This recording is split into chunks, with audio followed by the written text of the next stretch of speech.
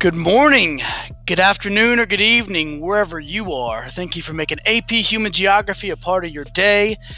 Today, we're going to be furthering our discussion on agriculture, which we defined last time as the deliberate modification of Earth's surface through cultivating plants or raising animals for sustenance or gain. Now, having said that, the question raising animals or cultivating crops for sustenance or gain, that can begin to juxtapose the difference between subsistence agriculture, where people primarily subsist on the food that is produced. This is typically done in LDCs. One of the most staggering statistics that has been available to you up to this point is the fact that LDCs, lesser developed countries, developing countries, are home to 97% of the world's farmers. Put a different way, the vast majority of the world's farmers engage in subsistence agriculture, growing only enough food to survive. On the flip side, we have commercial agriculture, which is found in more developed countries.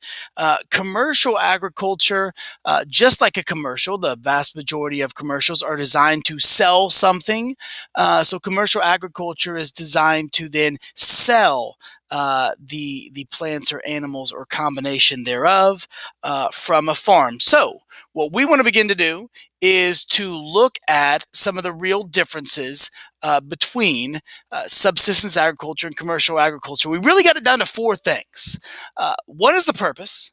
The second is the percentage of farmers in the labor force, the use of machinery, and the fourth is the farm size. So without further ado, we're just going to jump right into it. Take a look at this picture, though.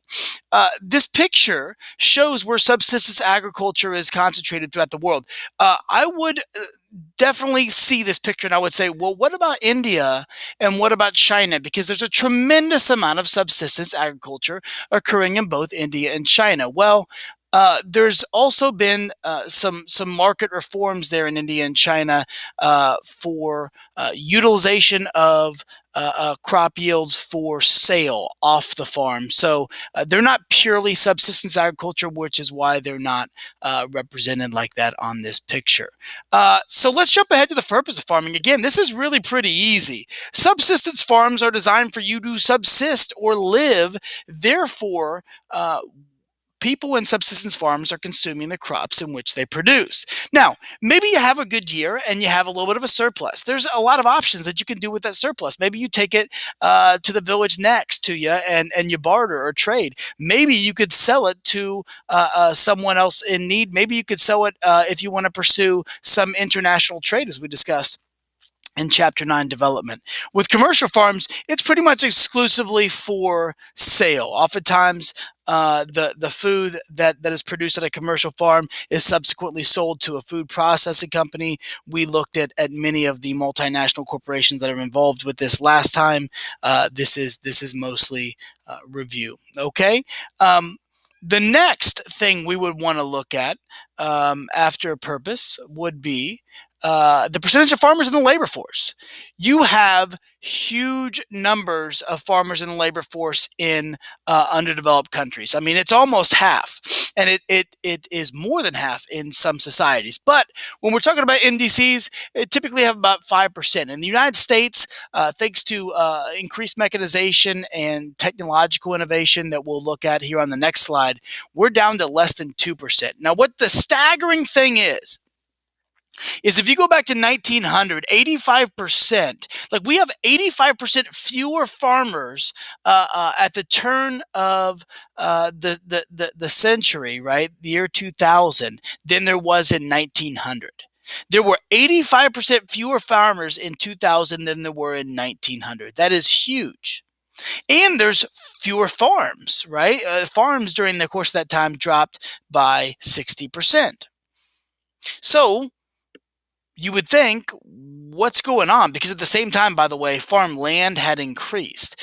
People were pushed away by declining economic opportunities on a farm, essentially just trying to earn a decent income. And at the same time, they were pulled to higher paying jobs in urban areas, and subsequently some of those opportunities are in the suburban landscape. What's the next difference? Well, before we get to that, we would need to look at the percentage of farmers in the labor force. You see that forest green. Wow, you have a significant amount of farmers in the labor force in Southwest Asia, colloquially what we call the Middle East. If you ever wonder why, by the way, is because it was Middle East of the Roman Empire. But I digress. South Asia, India, Pakistan, Bangladesh, we see them there. Nepal, Southeast Asia. Vietnam, Cambodia, Laos, East Asia, certainly China, Mongolia. Wow, Sub-Saharan Africa, Central, and even portions of South America have high percentage of farmers in the labor force. From a regional perspective, we need to begin to pick out and differentiate between MDCs and LDCs, and obviously, percentage of farmers in the labor force is a great metric to show the difference. Use of machinery. Well, um, really, uh, the inventions of both transportation and communication have vastly increased the economic productivity and output of these commercial farms. Starts out with things like tractors and combines, corn pickers, planters. All of those things have helped. Really, go all the way back to the reaper, Cyrus McCormick, or the all iron plow in the late 1700s. There's been a lot of innovation that we may even skip over. Look, just you reading pages off a textbook, you got to shout out to Gutenberg, which invented the printing press. So we take a lot of the stuff for granted. LDCs, on the flip side, do a lot of their work with people and animals, right? Not machines. When we want to look at some of these innovations, it's changed over time. One of the first ones we look at, if we go back to the 1700s, we have the railroads, which that was a huge innovation during that time. Railroads, when we look at, and and and and I would say the construction of railroads in the 19th century, and the highways in the 20th century, um, where by the way, that's a typo. That should say the 19th century. I apologize. When we look at the railroads in the 1800s, you're looking at being able to transport crops and livestock further and faster. Just think of something. I mean, we look very briefly at the Chisholm Trail moving cattle up to the north. By the time those cattle arrive, think like actual cowboys.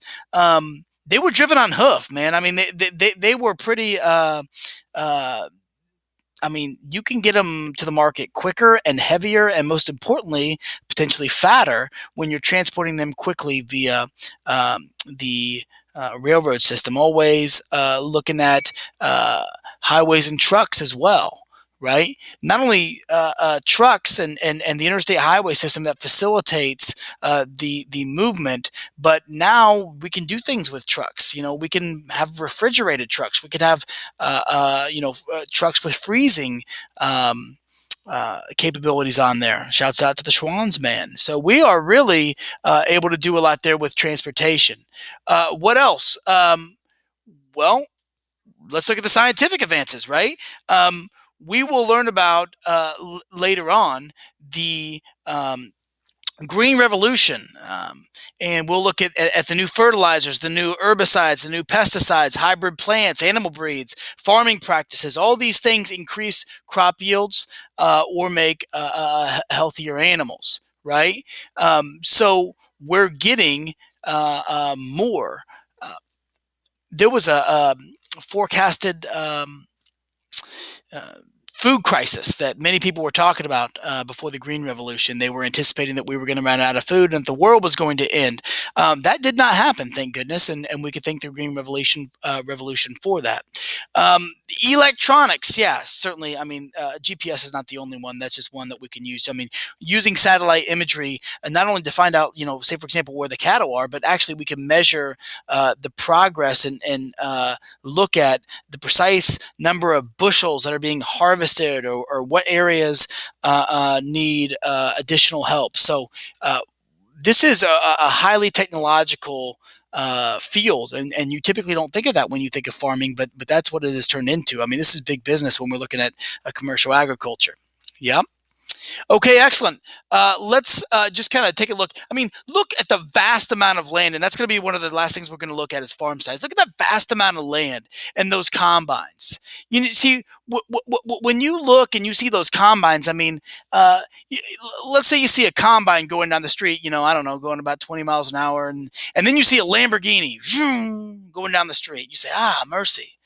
Lamborghini mercy even, right? You're going to look at that. Oh my goodness, that Lamborghini is a really nice car, and people pay attention to that. And you think that must be a really expensive car, right? Actually, the Combine is probably going to be more expensive than the Lamborghini, right? That typically what typically happens when you're talking about machines like this is it's so expensive that you have to borrow money from a bank to get a machine like this, and then when you have your output, right, then you repay the money to that bank based upon that loan. I mean, you would take a loan out for this every bit the same as you would for any other type of vehicle.